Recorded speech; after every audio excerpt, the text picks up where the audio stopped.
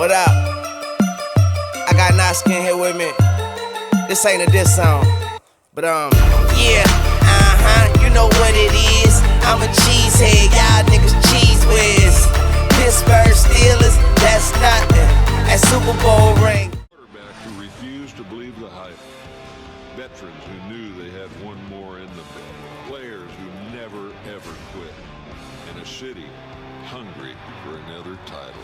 That's what makes champions. These are the NFC champions. These are the Green Bay Packers.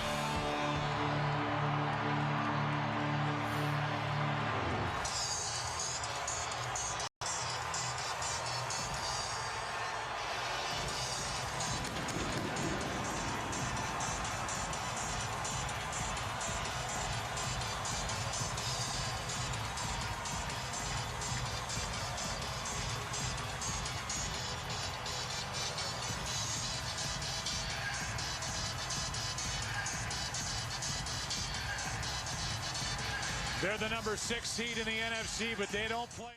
In the early 2000s, the Packers under then general manager Ted Thompson had a knack for picking up free agents off the street and converting them into productive starters. After being cut as a rookie free agent in training camp by the Houston Texans, the street is the place where the Packers found Tramon Williams in late November of 2006.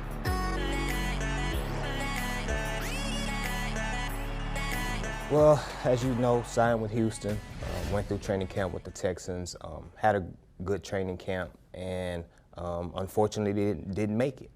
Green Bay was the first team that called me when I became a free agent, when I got released from Houston. First workout I came to was here, came here, had a great workout. They contacted my agent and told him that he did very well. Whenever we find a spot for him, he'll be the guy we bring in. No, it didn't take till week 10 or 11 for it to happen, so I went on 9 other different workouts in between that time. So every week I was going to a different team. I was on a lot of people's short list, which was good, but doing that over and over again all year long, you start to wonder, man, when is somebody really gonna sign me? I'm going on all of these workouts. So nonetheless, when the opportunity showed up, Green Bay called right before Thanksgiving. I was at my mom's house. I can remember it like it was yesterday, and they told me that they wanted to sign me to the practice squad. So, I was excited from that point on. 2006 was Mike McCarthy's first year, right? Mm-hmm. In that coaching staff, and the following year you made the team, 2007. Yeah, the following year made the team. Yeah. Tell me about, you're part of a real young group in 2007 that goes on I always called it the blessed season. No one expected the Packers to storm to the playoffs and actually get to the NFC Championship game at home. Tell me about that season. What do you remember about it? So I remember, I tell people all the time, obviously this was the first year that the Packers, I think actually kept 6 cornerbacks on their roster.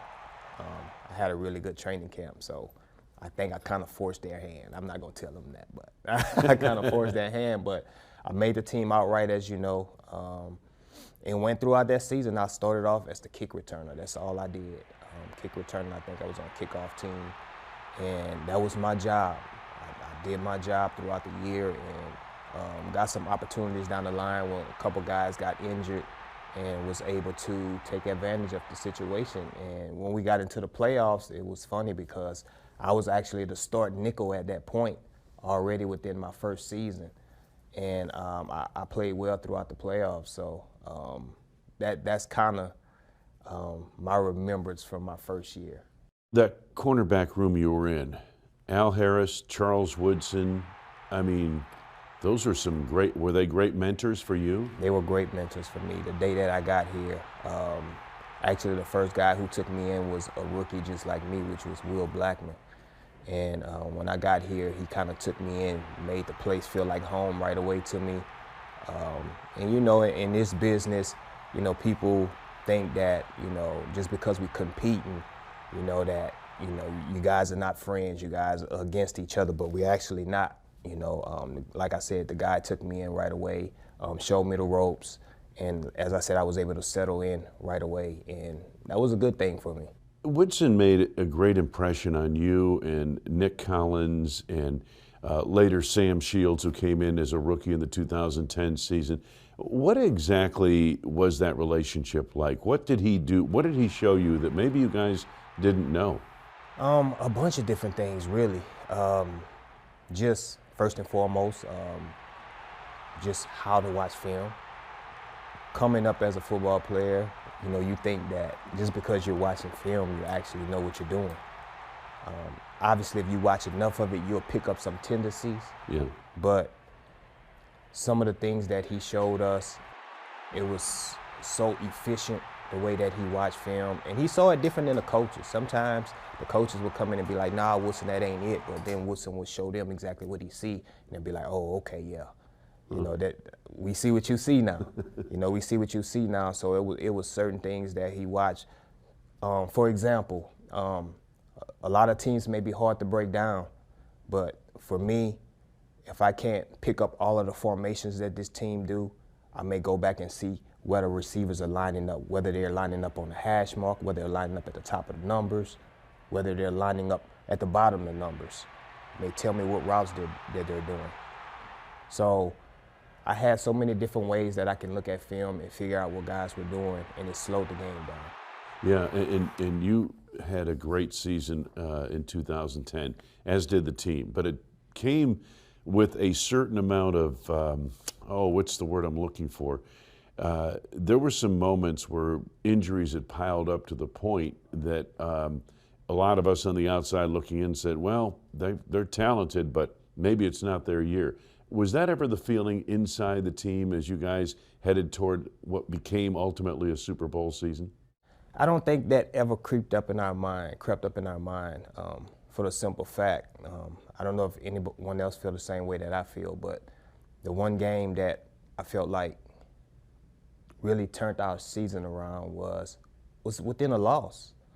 Was within a loss, and it was against the New England Patriots.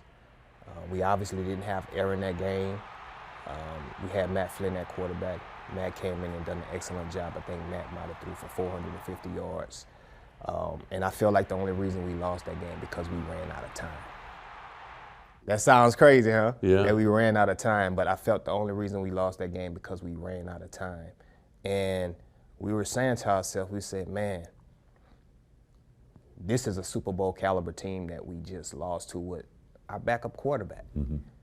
We had our real guy. I think we were ready to go defend our title.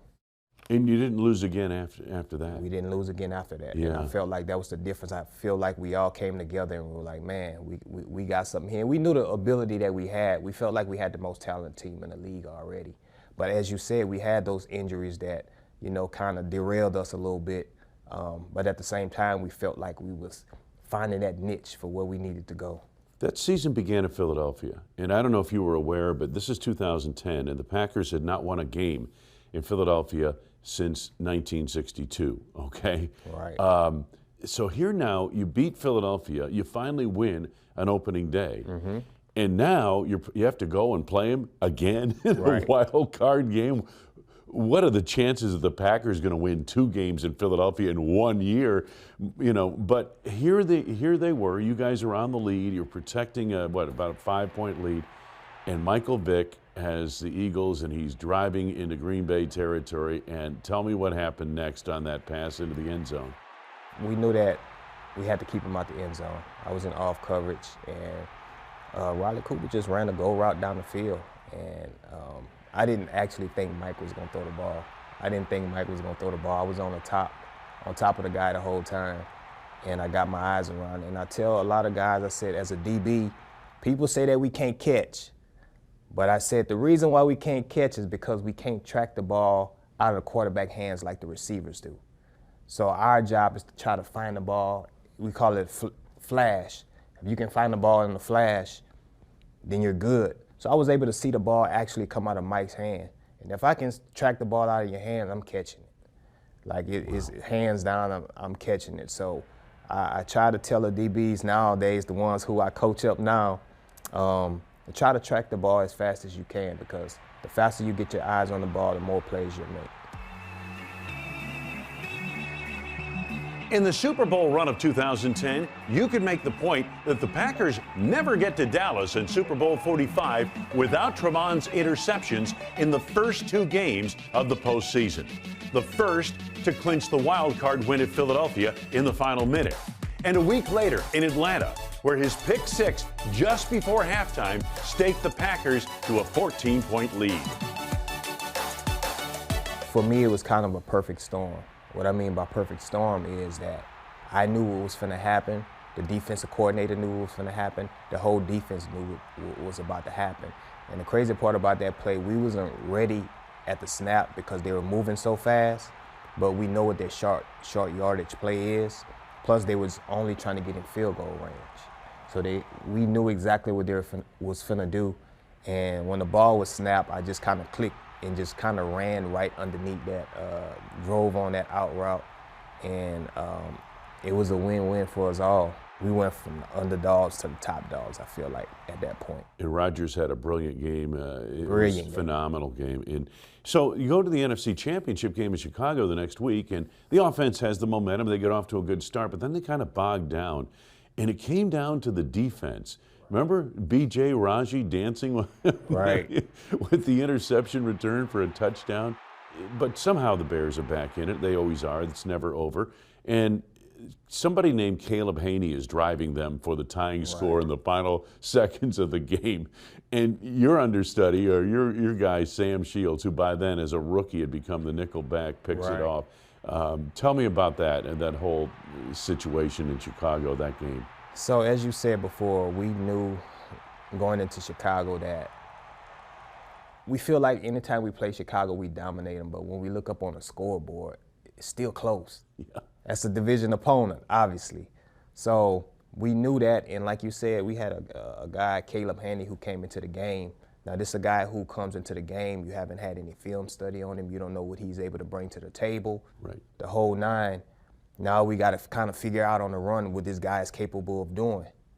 So now, kind of quickly, we found out what this guy was capable of doing. We don't know if it was the game of his life, but he was doing well for his team. And we know we had to make that stop. We felt like we had the players, the playmakers that we always have. And when it came down to the defense side of the ball, we pride ourselves doing that. So obviously, like you said, Sam Shields came up with the big play.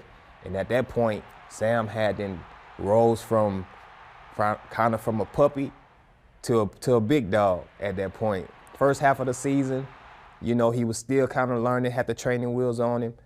Second half of the season, took the training wheels off and let him do what he do. Wow, and so you guys make it to the Super Bowl. Tell me about your remembrance of that day, and what did anything in particular stand out to you as you took part in all that was the Super Bowl? I can kind of remember almost everything, just from the bus ride to the stadium. You know, what suit I had on, you know, the whole 9. I can remember everything, but I think one of the most famous things that we can remember, unfortunately, when Woodson got hurt, and you know, we had to go in for halftime, and you know, Woodson is our leader, and to see what this guy played for, he played for Super Bowls, all that Woodson, to think about it right now, Woodson is going to the Hall of Fame, the whole 9, if everybody feel like that's the epitome of what guys play the game for. Mm-hmm. That ain't what he played the game for. He played the game to win a Super Bowl. That was his ultimate goal, to win a Super Bowl. So for him to have to go out of that game, we kind of felt for him. We felt for him, and then when we went in the locker room and he made a speech to us, you can feel all the emotions that he had running through him. So that alone made us want to win that game for him. So the win that game was awesome. It was such a roller coaster. I mean, you guys defensively turned them over 3 times. The offense capitalized with touchdowns and all 3 turnovers. But in the second half, it's going back and forth, and there's that big play made by Clay Matthews and Ryan Pickett. That game kind of encapsulated your season. You know Absolutely. what I mean? Quick start, adversity hits, come back and, you know, get the job done. That had to be the high point of your career. It was, man. As we said, it came down to the defense again. That was the epitome of the season. I mean, we was top defense that year, but it came down to the defense, and we took pride in that It situation. came down to the defense in 3 of those playoff games. 3 of those playoff You know what I games. mean? When you think about it, and I, you know, you look back now, and the Packers haven't been back to the Super Bowl, and I maintain a lot of it has to do with the fact that the defense hasn't been able to, when the offense struggles in the postseason, and your offense struggled in Chicago. It really did. Absolutely. And Pittsburgh came back on you guys in the Super Bowl. But your defense was always there to make a play. And that's kind of the difference from what I've seen. Right. And you played on a lot of those teams that after the Super Bowl, including 2011, Right. where it just didn't work out. It wasn't the same. Wasn't the same, yeah. It wasn't the same. You try to figure yourself out, go back and do self-scout on yourself, on your defense. One thing you know about winning the Super Bowl is every team is after you now. It's going to be those same teams who go back and watch film and see what we did all year long. And they're going to pick up on those things, and now we need to make adjustments. And I don't think that we ever really did a great job of making adjustments, you know, schematically to what we were doing, because, you know, we were top dogs at that point. So everybody's coming for you, and you're going to be the guys on display. And I don't think we made the adjustments to that. A 15-year NFL career at cornerback is rare indeed, and Tramon credits his wife for that. So my wife actually played professional basketball overseas in Poland, and you know, she grew up as an athlete too, so she understands the grind that we go through. She understands the time that I need when I'm at home, how much time I need to watch my film and all of those different things. And she handled all of these things behind the scenes. And not only that, but, you know, I was also able to bounce things off of her, you know, when I get home. All right, babe, what you think about this play? What you think that he's gonna do? Because she had a mind just for athletics and sports. So it was beautiful to me, you know. I don't think many relationships have that. You know, my wife always asks me all the time, she say, what would you do if I didn't like sports? I say, babe, I don't know. I say, I don't know. But I think just being able to go home and have someone who understands me and who's able to pick me up, you know, when it gets tough at work, and I'm able to come home and she understands that. Everybody don't get that, so it was beautiful. Tramon finished his career in Green Bay in unprecedented fashion. He became the first player in the history of the league to dress for 2 different franchises in the same postseason. In the 2021 postseason, the Ravens cut Tramon after their loss in the divisional round. The Packers signed him the following week, and he dressed for the NFC Championship game. Tramon Williams retired in 2021, fittingly as a Packer, capping a remarkable career.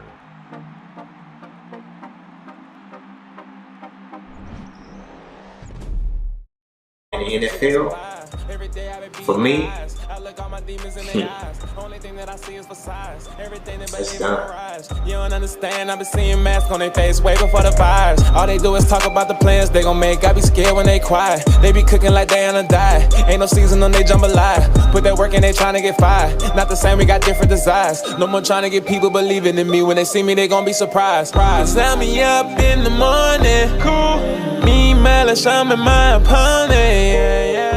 I feel like I put in my time. I feel like I planted my seeds. And I feel like those seeds are gonna flourish. I'm ready to go plant some more seeds. That's beautiful. Sure. I love it. Yes, ma'am. I love it. Y'all heard it here first. Tramon Williams, Vision for Productions. John Casey has never missed the field goal, and he's not going to try one here. He's going to boots punt it, and it's going to be picked up at the 6-yard line. And turning the corner is Tramon Williams. And Williams still on his feet and has blockers. Williams to the 40. And Williams will go all the way and score. 94 yards. And the Packers take the lead. Punt returned by Tramon Williams. This was an incredibly smart play by the Packers, anticipating that maybe a pooch punt was coming.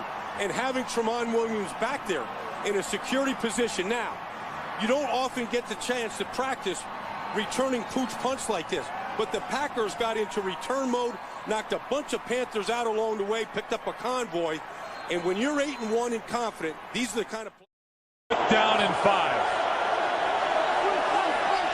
Any hope of a comeback rests with this play.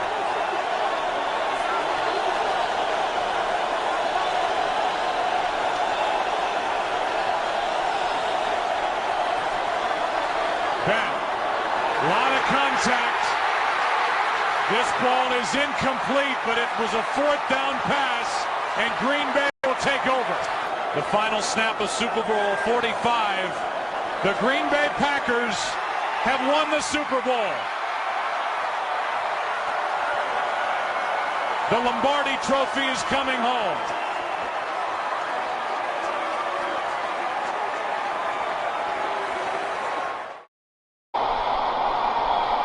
And Vic will not clock it. He's going to run a play. Pump fake. Vic toward the end zone. Intercepted. Tramon Williams.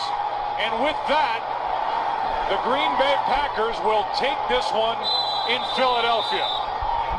Riley Cooper, the intended target, and Tramon Williams intercepts it. The Green Bay Packers 33 seconds away from a win. California knows how to party. California knows how to party. In the city of LA. In the city of good old ones. In the city of Compton. We keep it rockin'. We keep it rockin'. Now let me welcome everybody to the Wild Wild West, a state that's untouchable like Elliot Ness. The track hits your eardrum like a slug to your chest. Pack a vest for your Jimmy in the city of sex. We in that sunshine state where the bomb ass hit me. The state where you never find a dance floor empty and pimp speed. On a mission for them greens. Lean, mean, money making machines serving fiends. I've been in the game for 10 years making rap tunes. Ever since Honeys was wearing Sassoon. Now it's 95 and they clock me and watch me diamond shining, looking like I'm Rob Liberace. It's all good from Diego to the Bay. Your city is the bomb if your city make it pay. Throw up a finger if you feel the same way. Straight putting it down for California, yeah. California knows how to party. Knows how to party. California West Coast knows how to party. That's right. In the city of LA. City of LA. In the city of good old ones. In the city of Compton. Keep it rockin'. Keep it rockin'. Shake it, baby. Shake it. Shake it, baby. Shake it. Shake it, Cali. Shake it, baby. That's right. Shake it. Shake it, Cali. Out on big, fresh out of jail, California dreaming. Soon as I step on the scene, I'm hearing hoochie screaming. Fiending for money and alcohol. The life of a West Side player with cowards die and a strong ball. Only in Cali will we buy it, not rallies to live and die. In LA we wear chucks, not valleys. That's right. Dressed in loafs and khaki suits and pride is what we do. Flossing but have caution, we collide with other groups famous because we throw trans. Worldwide, let them recognize from Long Beach to Rosecrans. Bumping and grinding like a slow jam. It's West Side, so you know the road will bow down to no man. Say what you say, or give me that bomb beat from Dre. Let me serenade the streets of LA.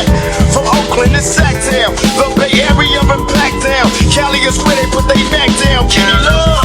California knows how to party. Baby knows how to. California knows how to party. Come on, baby. In the city South Central. of LA. In the city of good old ones. That's right. In the city.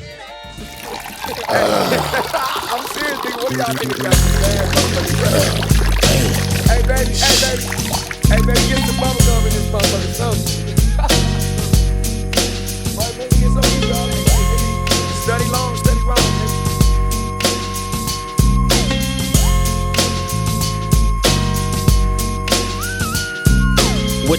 much drama in the LBC. It's kinda hard being Snoop D-O double G, but I somehow, some way keep coming up with funky ass shit like every single day. May I kick a little something for the G's and make a few ends as I breeze through 2 in the morning and the party still jumping cause my mama ain't home. I got bitches in the living room getting it on and they ain't leaving till 6 in the morning. So what you wanna do? Shit, I got a pocket full of rubbers and my homeboys do too.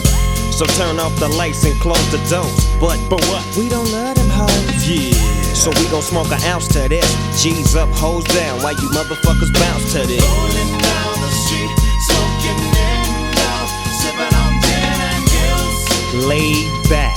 With my mind on my money and my money on my mind. Rolling down the street, smoking in now, sipping on gin and gills.